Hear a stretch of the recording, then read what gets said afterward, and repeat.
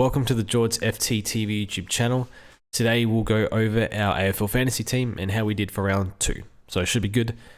And yeah, I think we did okay, 1806 this week. There's definitely better out there for sure. I think I went from 9k to 12k, which is not ideal, but I look at the rankings and I'm about 250 points from the leader. He's got a good lead, good team, better than mine, but that's doable long term if we make the right moves, and I hope we do. And I have some ideas in mind, and we'll go through them. Excuse me. But I think this week was very much, well, in Supercoach, Butters and Jackson only scored low tons.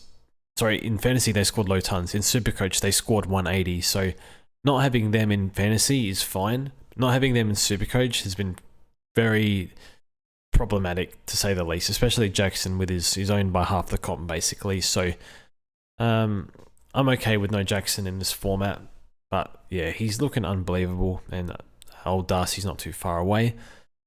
But this week was very much, did you have Nick Dacos? If you did, you probably went down. If you did not, you probably went up. And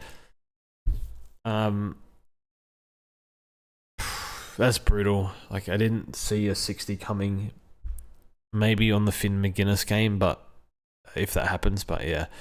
But look, our trades last week, we got rid of 2 players that actually did okay in Fisher, who went up 9k, and Ollie went up 3k, so he got the 88. So I got rid of Ollie. I wasn't really happy with his time on ground or his CBAs, and I think they both went up, so we could have probably held, but it was a bit of a no man's land pick because he's probably not going to make that much money, and with our midfield structure, it's still blocked off, as you can tell. Like, we need to get Roberts or Sharp on the field, so still need to make some moves.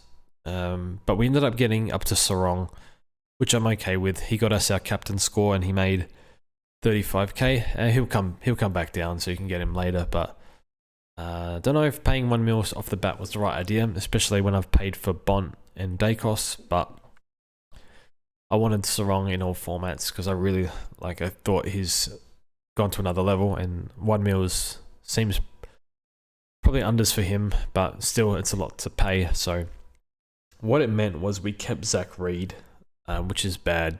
And fortunately, Toby Pink's actually, I know a lot of people faded him thinking he won't score well, and he probably won't, but he's actually going to be okay in the long term. I think we can get 150k out of him. So he'll just sit there at D8 for a long time, but defense was fine. I mean, actually, no, it wasn't. Pink dropped off, and then Dacos disaster. I think we're just going to stick with Hayden Young for now. He's not, like, 85 average is not too bad, and to be honest, he can't play any worse than this, surely not. So we're going to keep him for now, but if we had nothing else going on, I'd probably trade. But I'm not feeling great about the pick at the moment. We'll just hold for now, not losing too much. How much did he lose? Like 10k, whatever. Ours is good, and I think it's the right, like, you can't really have this 78 on your bench really. I guess it's best 18, so everyone's sort of fielding him with Williams off if they have him. But at the same time, if you have How's at D6, then what's your D7, D8?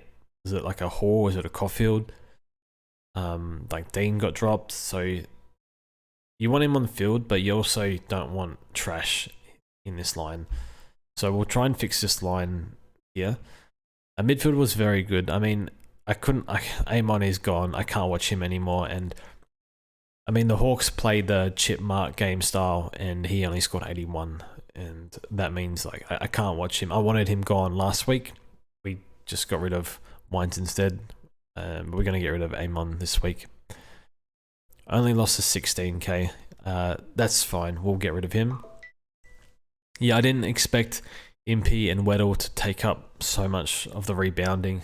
That didn't... Yeah, that kind of threw me, but maybe we should have expected it. Now, Bunt's been a terrible starting pick. He's dropped 48k. That's horrific. I think he would have scored more this week, but he was off for a bit, got his leg caught, so he plays West Coast this week, so I mean, I'm happy I have Bont, but it should have been Zach Butters here, and it actually was, I think, before the ankle. So it's whatever. What else do we have? Strong captain, fine. Steele's been good. I don't know. He's moving well. I think that's the thing. Like Steele and Heaney, like people say don't watch premiums in the preseason, and I understand that. And sometimes it makes you overthink. But I noticed Steele moving really well. Heaney didn't really do much in the preseason, but round 0 was kind of his preseason match for us. And they're both moving really, really well. And that's the key thing. You know, they're still 28. And maybe Jack Steele's 27 or 28. I'm not sure. But yeah, watching him play, we know fully fit in the right role, they will score. And that's what's happening right now. Nick Martin, I don't know if this halfback stuff sticks or not. I think Redmond was suspended, now McGrath's out, so it might stick for now, but I don't know. Essendon supporters seem to want him out this role, but if he's in this role, he'll be thereabouts as a good defender premium. So certainly for fantasy Supercoach, it doesn't seem so, but no reason to get rid of him.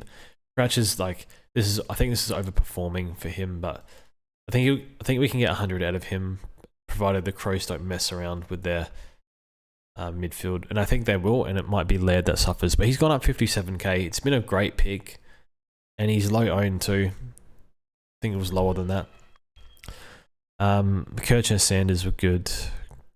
Grundy makes me nervous. I want to get him to Cherry. So Cherry in round 4 plays at Norwood, which is a small ground.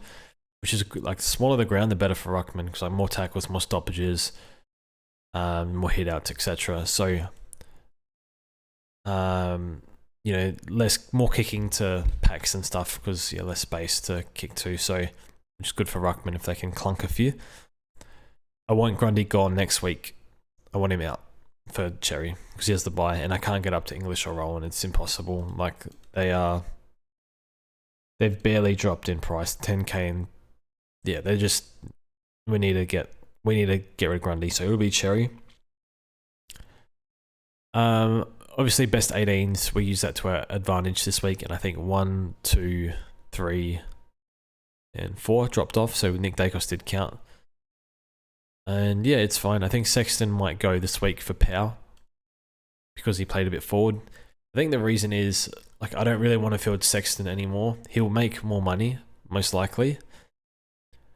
But this 49's kind of killed him, and he's 470k. In Supercoach, he's way, way cheaper. So I think in Supercoach, it might be like 320k equivalent, for example, in this format. So I'm holding him there, but for this format, he's made money. He's got the buy. Tom Power has to come in. I mean, it's just aligned for him to go.